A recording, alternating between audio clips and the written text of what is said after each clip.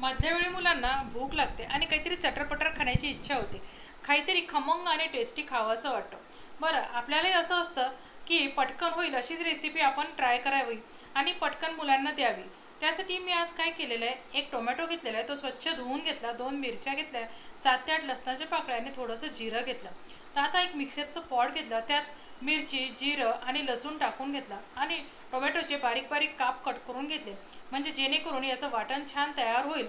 आणि यात आपल्याला पाणी टाकण्याची आवश्यकता नाही, असंच आपण याचे छान वाटण तयार करून घेऊ. आपण याचं वाटण तयार करून घेतलेलं आहे. तुम्ही बघू शकता याचं किती छान वाटण तयार झालं आहे. आता आपण एका भांड्यात हे काढून घेऊ.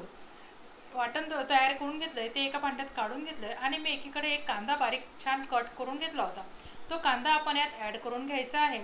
आणि तुम्हाला कांदा चालत नसेल तर नाही टाकला तरीही चालेल. आणि आपण यात थोडेसे तर मसाले ॲड करून घेऊ. त्यासाठी मी थोडीशी हळद, थोडासा गरम मसाला, थोडंसं लाल तिखट आणि धने जिरे पूड ॲड केलेली आहे. यात ओवाही खूप छान लागतो, आज माझ्याकडे नव्हता म्हणून मी नाही टाकला. आणि थोडंसं चवीनुसार मीठ आहे आपण ॲड करून घ्यायचं. आणि यात आपण आता 1 वाटी एवढं बेसन पीठ घेतलेलं आहे, हे स्वच्छ चाळून घेतलेलं आहे.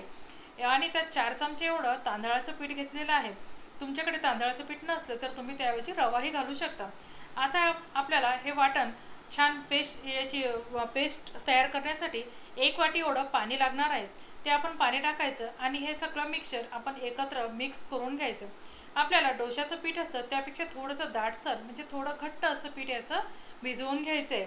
पीठ भिजवून झालं की 5 मिनटं मुरण्यासाठी ठेवून द्यायचं. त्यानंतर मी एक पॅन घेतलेला आहे, पॅनला थोडंसं तेल लावून घेतलं आणि पॅन गरम करून घेतला. पॅन गरम झाला की गॅस बारीक करायचा आणि मग आपण याच्यावर आपण तयार केलेलं पूर्ण वाटण जे केलं होतं त्याचा 1 चमचा घ्यायचा आणि तव्यावर टाकायचा आणि तो सगळीकडे छान पसरवून घ्यायचा. तुम्ही याला टोमॅटो ऑमलेटही म्हणू शकता किंवा धिरडेही म्हणू शकता. तर अशा पद्धतीने हे झटपट होतात.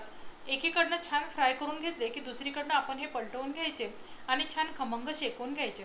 बरं, हे टोमॅटो ऑमलेट शेकायला थोडासा वेळ लागतो, कारण की आपण यात वापरलेल्या भाज्या कच्च्याच वापरलेल्या आहेत. त्या आतपर्यंत शिजल्याही पाहिजे आणि आपलं टोमॅटो ऑमलेट छान टेस्टीही लागलं पाहिजे. यासाठी खमंग खरपूस असं दोन्हीकडनं भाजून घ्यायचं आहे. अशाच प्रकारे मी आणखी टोमॅटो ऑमलेट तयार करून घेते. तोपर्यंत तुम्ही आपल्या रेसिपी चॅनलला जास्तीत जास्त लाईक, शेअर आणि सबस्क्राईब करा. बरं, कमेंट करून कळवा की तुम्हाला ही रेसिपी कशी वाटली. झटपट होणारी ही रेसिपी आहे, पण तेवढीच टेस्टी देखील आहे. तर ही रेसिपी नक्की ट्राय करून पहा. धन्यवाद.